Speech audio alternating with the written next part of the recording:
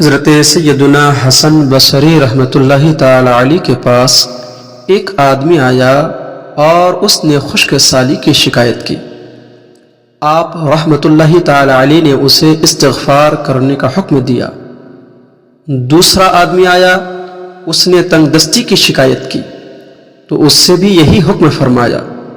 پھر تیسرا آدمی آیا، اس نے اولاد نہ ہونے کی شکایت کی تو اس سے بھی یہی فرمایا۔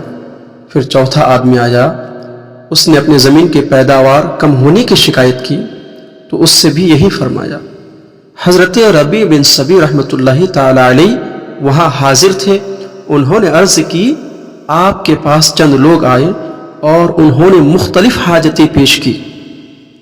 آپ نے سب کو ایک ہی جواب دیا کہ استغفار کرو۔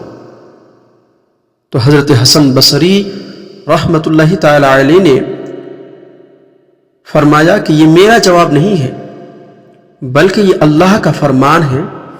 فَقُلْتُ اسْتَغْفِرُوا رَبَّكُمْ إِنَّهُ كَانَ غَفَّارًا يُرْسِلِ السَّمَاءَ عَلَيْكُمْ مِدْرَارًا وَيُمْدِدْكُمْ بِأَمْوَالٍ وَبَنِينَ وَيَجْعَلْ لَكُمْ جَنَّاتٍ وَيَجْعَلْ لَكُمْ أَنْهَارًا۔